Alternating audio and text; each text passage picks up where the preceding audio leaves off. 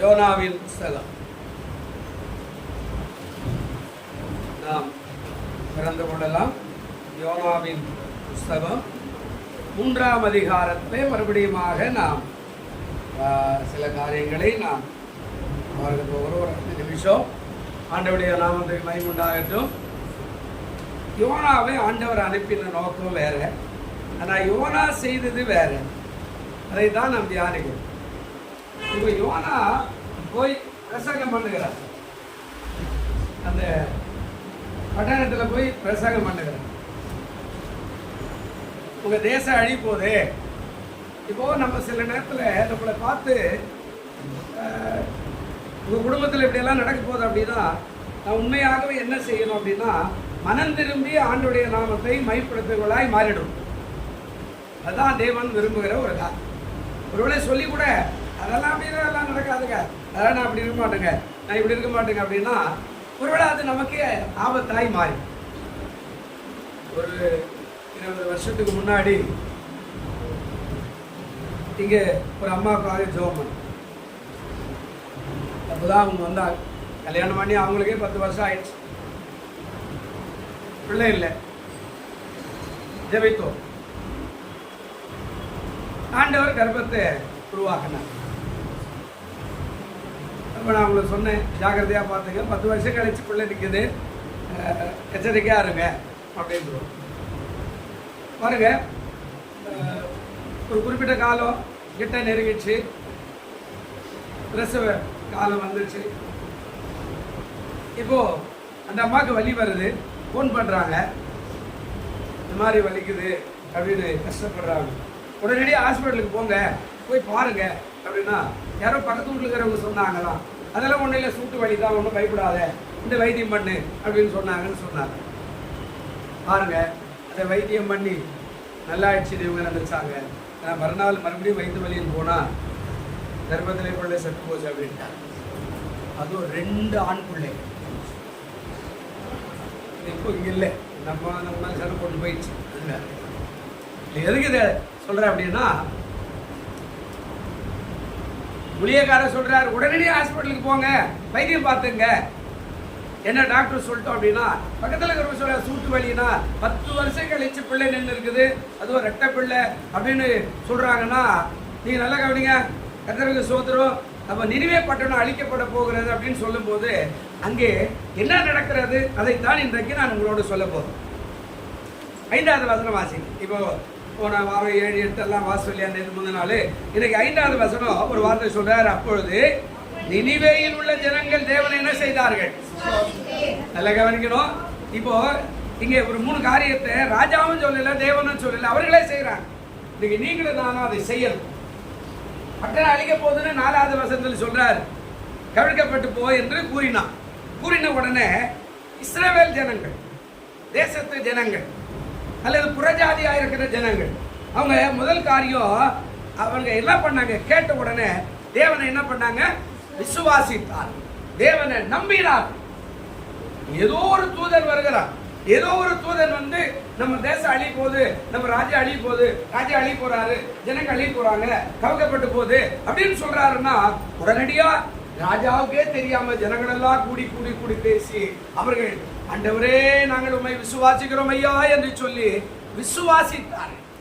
பிரியமானவர்களே, முதல்ல அது ஆண்டவர் மேல நம்பிக்கை வைக்கணும். யாரு ஏதோ ஒரு தவறுதலான காரியங்களை சொல்லிட்டா கூட, ஒரு கெட்ட சொப்பனை வந்துட்டா கூட அதெல்லாம் நாம உடனடியா இது அப்படி நடக்காது இப்படி நடக்காதுன்றதை விட, விளக்கம் கேட்டுக்கிறத விட, ஆண்டவரே நான் உண்மை நம்புகிறேன், ஒருவேளை என்னுடைய பாவம் எதுவா நான் மன்னிச்சு என்னை ஆசீர்வதியோ. பிரியமானவர்களே, இந்த ஜனங்கள் யாருமே சொல்லல, ஆனா ஜனங்கள் விசுவாசித்தார். ஜனங்க என்ன செய்யறாங்க? விசுவாசித்தார். இப்ப நீங்களே நானும் அந்த நம்பிக்கை வைக்கணும். கர்த்தருடைய வார்த்தை ஞாயிற்றுக்கிழமை வருது அப்படின்னா கேட்கும் போது நம்பிக்கை வைக்கணும். எதுக்காக வரோம் சபைக்கு? குறையெல்லாம் சொல்றோம், குறையெல்லாம் பேசுறோம், ஆண்டவர்கிட்ட அழுறோம், ஆண்டவர்கிட்ட ஒப்பு கொடுக்குறோம், பாட்டு பாடுறோம், கை தட்டுறோம், நம்மளால முடிஞ்ச ஒரு காணிக்கையை நம்ம போடுறோம். எல்லாம் கரெக்டு.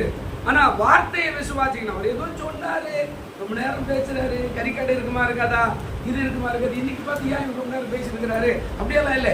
யாருக்கோ ஒருவருக்கு அந்த தேவனுடைய குமாரன் பேசுறார், ஆவியானவர் பேசுறார். ஏதோ ஒரு காரியத்துக்காக தான் வார்த்தை வருகிறது. நாம் அதை விசுவாசிக்கும் போது கர்த்தர் நம்மை பாதுகாக்க வல்லவராய் இருக்கிறார். அல்லேலூயா. நான் விசுவாசி நம்பணும். ஜனங்க பாருங்க, அவங்களே எல்லாரும் கூடி நம்ம நம்புவோம். தேவதூதன் யாரோ ஒருத்தர் அனுப்பிச்சுக்கிறாரு, நம்ம தேசம் பாவத்தில் இருக்கிற மாதிரி இருக்குது, அழிய போது நம்ம ஆண்டவரை விசுவாசிப்போம். அதனால்தான் யோவான்ல கூட சொன்னார், நீ விசுவாசித்தால் தேவனுடைய மகிமையை காண்பாய். தேவனுடைய மகிமைனா அற்புதம், தேவனுடைய மகிமைனா எழுப்புதல், தேவனுடைய மகிமைனா உயிர்த்தெழுதல், தேவனுடைய மகிமைனா மடிந்து போன ஆசீர்வாதம், சுதந்திரம், சமாதானம் எல்லாத்தையும் மறுபடியும் உயிர்ப்பிக்க ஆண்டவரால முடியும். அல்லேலூயா. அவரால் முடியும். நீங்க நம்பணும். ஆனா நமக்கு அது நம்பிக்கை வராது. விடுங்க, நாம இதை வச்சுக்கிறேன், இது கூட பாருங்க, கூட்டு விடுவாங்க. இன்னைக்கு நான் ஒரு 5 மணி வரைக்கும் ஒரு 5-6 வீடு நம்ம விசுவாசியில் ஐக்கியத்துக்கு வரவங்களுக்காக போனோன்னு போய் பாருங்க, எல்லாரும் சொல்றாங்க, ஐயா ஜபத்துக்கு போனையா, உங்க சபை எங்க இருக்குது? எங்க சபை காஷ்மீர் இருக்குது. அப்போ நீங்க நான் சுனாமி போடுறதுல என்ன பண்றேன் அப்படின்னா, இப்போ போனையா சுனாமி போடுறதுக்கு போய் டெய்லி வராங்களா? எப்படி உங்களுக்கு எல்லாம் செலவெல்லாம் அரசாங்கம் பஸ் விட்டுக்குது இல்லையா? ஏறி வந்துடுவேன். பெரிய ஆகி போச்சியா பாருங்க. இந்த வாஞ்சை சுனாமி போடுற சேர்ந்து காசிமேடு எங்க இருக்குது? 40 நாளும் போனையா, நாங்க காலையில போனையா. அப்போ நமக்கு அந்த வாஞ்சிய நம்பிக்கை வரணும். இதுக்காக வச்சுக்கிறாரு இன்பநாதர் பாசிக்கு பொண்டாட்டியா பிள்ளையா, அவருக்கு இந்த ஜபத்தினால என்ன ஆசீர்வாதம் வரப்போகுது? நாம ஏதோ ஒரு காணி கொடுக்க போறோம், அதை வாங்கி அவர் செலவு பண்றாரு, பாதி கோயிலில் போடுறாரு, அவரும் சாப்பிட்டு போறாரு, அவ்வளவுதானே, வேற என்ன இல்லை. இந்த ஜபம் யாருக்காக? நமக்காக. அல்லேலூயா. ஜனங்க அதனால தான் சொன்னாங்க, நாம் தேவனை விசுவாசிப்போம். உங்களுக்கு கஷ்டம் வரும்போது, வேதனை வரும்போது, முதலாவது கடவுளை நீங்க நம்புகிறவர்களாய் மாறணும். அதான் தேவனை விசுவாசிக்கிற காரியம். ரெண்டாவது, அந்த 5வது வசனத்துல 2வது ஒரு காரியம், அப்போது நினிவேயில் உள்ள ஜனங்கள் தேவனை என்ன செய்தாங்க? விசுவாசித்து உபவாசம் செய்யும்படி கூறினார்கள். நல்ல கவனிங்க, நாம உபவாசிக்கலாங்க. நாம கர்த்தருடைய கரத்துல கடவுள் ஏதோ சொல்லி அனுப்பிச்சுக்கிறாரு, நாம உபவாசிக்கலாம். நாம நம்மளை சிறுமைப்படுத்தலாம். நம்ம கொஞ்சம் ஆண்டவருடைய சமூகத்துல தாழ்த்தலாம், உபவாசிக்கலாம், பட்டினியா இருக்கலாம். ஒருவேளை தேவன் ஏதாவது செய்ய மாட்டாரா? யோசிச்சு பாருங்க. சில நேரத்துல நம்முடைய வாழ்க்கைய அதாவது சுருக்கும் போது, சில பிள்ளைகள் எல்லாம் பாருங்க, அடிச்சுட்டாங்கன்னு வச்சுக்கோங்க, அம்மா இந்த அடிச்சுட்டாங்கன்னு வச்சுக்கல, இவன் மூஞ்சி தூக்கி ஒரு மூணுல போய் உட்காந்து இருப்பா. போயிட்டு என்னடா கவின் என்னடா கவின் வாடா சொல்ல முடியாது. அப்போ பிள்ளை என்ன பண்ணுது? அம்மாவுக்காக அது உபவாசம், அம்மா நம்மளை அடிச்சுட்டாங்க, சாப்பிடக்கூடாது. கவனிங்க. அப்போ அவங்களே இறக்கப்பட்டு, சாரி நம்ம இனிமே அடிச்சுட்டோம்பா, கோச்சுக்காதப்பா, இனிமே அடிக்க மாட்டவா, தண்ணி கொடுத்து ஒரு சாப்பாடு கொடுத்து அவனை உற்சாகம்னா அவனுக்கு ஒரே சந்தோஷமாயிடும்ல. அப்போ ஆண்டவர் சொல்றாரு, உபவாசிக்கலாம், நாம கடவுள் நம்ம மேல இறக்கம் பாருவாட்டவா. அல்லேலூயா. அது யாருமே சொல்லல, ராஜாவும் சொல்லல, தேவனும் சொல்லல, வந்த நினிவேக்கு அறிவிப்பு கொடுத்தானே யோனாவும் சொல்லல. நல்ல கவனிங்க, இவர்களாகவே இல்லை. நம்ம வீட்டில் ஒரு நல்ல காரியம் நடக்கணும், கொஞ்சம் உபவாசித்து ஆண்டவருடைய சமூகத்தில் ஜெபம் பண்ணணும். எனக்கு நல்லா ஞாபகம், சிஎஸ்சி காரங்க வீட்டுக்கெல்லாம் நான் நிறைய போயிருப்பேன். ரசிக்கப்படாத புதுசுல அவங்க கல்யாணம்னா கிராமத்தில் கூட உபவாசிருப்பாங்க. இன்னைக்கு என்ன இல்லைங்க, நாங்கள் இன்னைக்கு உபவாசித்து ஜெபிக்கிறோம் குடும்பத்தோடு. ஏன்னா கல்யாணத்துக்கு முன்னாடி ஆண்டவர் கணக்கு கொடுக்கணும், அதெல்லாம் நல்லா நடக்கணும், அதனால நான் குடும்பத்தோடு கூட நாங்கள் உபவாசிக்கிறோம். ஆமாம், ஆண்டவர் எங்களுக்கு கல்யாணத்தை நல்லா நடக்கணும், எங்கள் வீட்டில் நல்ல காரியம் நடக்கணும், மங்களகரமான காரியம் நடக்கணும், ஐயர் வந்து நல்லா ஆசீர்வதிக்கணும், அவர் மனம் போடாமல் ஆசீர்வாதமாக என் பிள்ளைகளை வாழ்த்தி அனுப்பணும், ஐயர் கொடுக்க வேண்டிய காணிக்கை. அது நான் கூட என்ன காணிக்க? அப்போ ஒரு பெரிய தட்டில், தாமால் தட்டில் நிறைய பழம், ஸ்வீட்டு எல்லாத்தையும் வச்சுக்கிட்டு ஒரு பெரிய கவரில் போட்டு காணிக்கை ரெடியாக வச்சிருக்கிறாங்க. இது என்ன பண்ணா, இங்க விம்போல ஒரு அது நடக்குது, இங்கிருந்து விம்போல சிஎஸ்ஐ சபை 12 கேட்டுக்கு போகுது, அந்த ஆசீர்வாதமும் கூடவே போகுது, ஒருத்தர் தூக்கிட்டு வராங்க, அதை கவர் பண்ணி. இது என்ன, அது முடிஞ்ச உடனே ஐயர்கிட்ட கொடுத்துருந்தாங்க. பாருங்க, இங்க யாருமே சொல்லல என்ன நடக்குது, உபவாசம் செய்யும்படி. அப்போ அவங்க கல்யாணத்துக்கு முன்னாடி ஜெபிக்கிறாங்க, ஆண்டவருக்கு மகிமை கொடுக்குறாங்க, பாவங்கள் இருந்தால் மன்னிச்சிருங்க, கல்யாணம் நல்லா நடக்கணும் ஆண்டவரே, உபவாசம் ஜெபிக்கிறோம். அப்போ நம்முடைய வாழ்க்கையில இது யாருமே சொல்ல வேண்டிய அவசியம் இல்லை. நினிவே பட்டணத்துக்கு அழி வருதுன்னு சொன்ன உடனே நீங்க குடும்பத்தோட தனிப்பட்ட முறையில உபவாசம் செய்யும்படியான காரியத்தை நீங்க செய்யும் போது கர்த்தர் அந்த தீங்கை உங்களிருந்து விலக்கி போட அவர் வல்லவராய் இருக்கிறார். அல்லேலூயா. நம்ம அப்படியெல்லாம் முடியா அவருக்கு வேறு வேலை இல்லை, அவர் அப்படிதான் சொல்லுவோம். நம்ம உடனே இல்லை, கொஞ்சம் உபவாசம், சிறுமைப்படும், சிறுமை கொஞ்சம் சிறுமைப்படும், நம்முடைய சரீரத்தை ஒடுக்கும், சரீரத்தை அடக்கும். கர்த்தர் பார்க்கட்டும், கர்த்தர் ஏதாவது செய்யட்டும், கர்த்தர் ஏதாவது பண்ணட்டும் நம்முடைய வாழ்க்கையில. நல்ல கவனிங்க. அப்போ அந்த லெந்து நாள் காரியத்தில் சொல்றார், ஒன்று ஜனங்கள் விசுவாசித்தார்கள், இரண்டாவது அவர்கள் என்ன செய்தார்கள், உபவாசித்தார்கள். மூன்றாவது காரியம் என்ன நடக்குது அப்படின்னா, மூணாவது காரியம் என்ன நடக்குதாங்க, பெரியோர் முதல் சிறியோர் மட்டும் என்ன செய்தாங்க, கொண்டார்.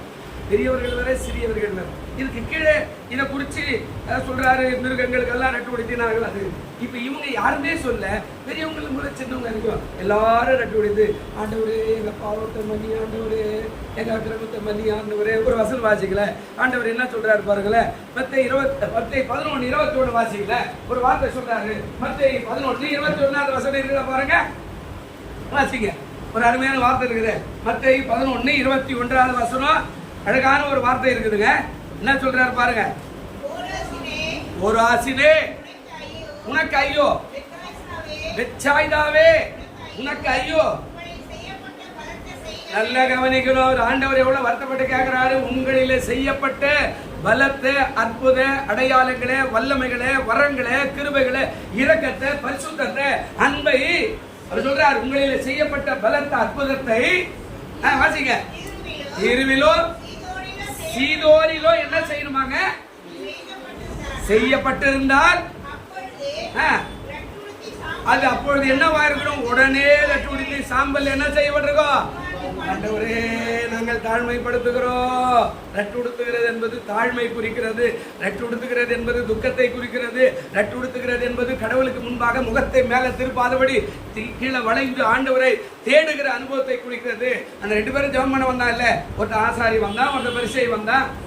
என்ன நடக்குதா, ஒருத்த வந்து ஆண்டவரை சோத்திரம், நான் அவரை மாறி இல்லாமல், நான் இவரை மாறி இல்லாமல், நான் இந்த அம்மா மாறி இல்ல, நான் இந்த அம்மா ஐயா மாறி இல்லாம, ஆண்டவரே தசம்பாகம் கொடுக்குறேன், காணிக்கை கொடுக்குறேன், ஆண்டவரே நான் இப்படி வாழறேன், நான் அப்படி வாழறேன், அரகாய் சோதரும். இன்னொருத்த வந்தா முட்டிய போட்டான், தலையை கூட நிமிந்து பார்க்கல, தலையை போட்டு மார்பிள் அடிச்சுக்கிட்டான். பாவியா இருக்கிற என் மேல என்னவா இருங்க, கிருபையா. ஆண்டவர் சொன்னார், முன்னாடி வந்தவன் இல்லை, இவனே நீதிமானாய் கடந்து போனான். அல்லேலூயா. நம்ம என்ன சில நேரத்தில் ஜபத்தில் அவரை மாதிரி இல்லாத கை சொல்லணும் இல்லைங்க. நெட்டுடித்து சாம்பல் உட்காந்து என் மேல கொஞ்சம் கிருபையா இருங்க, என் மேல கொஞ்சம் பரிசுத்தமா இருங்க, என்னை ஆசீர்வதிங்க, என்னை பரிசுத்தப்படுத்துங்க. ஒருவேளை நான் முதல் வேதத்தை சுமந்து ஆதியாகமத்தில் வெளிப்படுத்தல் வரைக்கும் ஒரு முறை வாசித்து முடிக்கும் போது நான் ஆண்டவர்கிட்ட நிறைய அழுது. நான் 17 வயசுல வரையில நல்லா தானே பிறந்த வளர்ந்தேன், எல்லா ஆண்களை போல தானே நானும் நல்ல ஆரோக்கியமான வாயுவனா இருந்தேன். இப்போ எனக்கு திடீர்னு இப்படி ஒரு ஆக்சிடென்ட் வந்து நாயா இப்படி ஆகணும், யார் செஞ்ச பாவம். அந்த வசனம் எனக்கு குத்துது. என்ன ஆகுதுன்னு வரும்போது சொல்லுவா, 3ஆம் 4ஆம் தலைமுறை வரையில் ஒரு மனுஷனுடைய பாவத்தை நான் என்ன செய்வேன், விசாரிப்பேன் அப்படின்னா. ஏன் பாவம், நான் ஒன்றும் பார்த்து செய்யலையா ஆண்டவரே, நான் இன்னும் பெரிய பாவம் செஞ்சுட்டேன். ஒரு எங்கள் அப்பா பாவத்துக்காக பண்ணிக்கிறேன், எங்கள் அம்மா பாவத்துக்காக பண்ணி பேக்கிறேன், எங்கள் பாட்டி பாவத்துக்காக பண்ணி, எங்கள் தாத்தா பாவத்துக்காக, என்னுடைய முற்பிதாக்கள் பாவத்துக்காக பண்ணி, அவன் ஒரு அப்பாண்ட பழி யார் மேலாம் சொல்லி, யாருடைய நிலத்தை அபகரிச்சிருந்தானா, யார் மேலே கை நீட்டிருந்தானா, யாருடைய பணத்தை திருடிந்தானா, யார் கொள்ளடிச்சிருந்தானா. இல்லை கவனிங்க, நான் ஆண்டவர்கிட்ட மன்னிப்பு கிட்ட அழுத நாட்கள் உண்டு. ஏன் தெரியுமா, என்னை மன்னிப்பு எனக்கு ஜீவனை. அல்லேலூயா. ஆண்டவர் சொன்னார், இது யாருமே சொல்லுது, ஜனங்களே முடிவெடுத்தார்கள். ஒன்று விசுவாசித்தார்கள், இரண்டாவது என்ன செய்தார்கள், உபவாசித்தார்கள், மூணாவது என்ன பண்ணாங்க, பெரியோர் முதல் சிறியோர் வரை என்ன பண்ணிக்கிட்டாங்க, துக்கப்பட்டு சாம்பலில் உட்கார்ந்துட்டாங்க. ஆண்டவர் ஏதாவது செய்வாரு. அல்லேலூயா சொல்லுங்க. அல்லேலூயா. உங்க வாழ்க்கையில கூட நீங்களாக நல்ல முடிவெடுத்து ஜெபிக்கிறவர்களாய் விசுவாசிக்கிறவர்களாய் இருங்க. கர்த்தர் உங்களை ஆசீர்வதிப்பார். கண்களை மூடுவோம், எழுந்திருப்போம். நல்ல பிதாவே, இந்த செய்தியை பார்த்து கொண்டிருக்கிற கேட்டுக்கொண்டிருக்கிற பிள்ளைகளுக்காக ஜெபிக்கிறோம். ஜனங்களே மனதில் நிர்ணயம் பண்ணி விசுவாசித்தார்கள், உபவாசித்தார்கள், நட்டுடுத்தினார்கள். அதை கண்ணோக்கி பார்த்து இனிமேவை ஆண்டவரே கவிழ்த்து போடாதபடி மனம் திரும்பின கர்த்தருக்கு சோத்திரம்.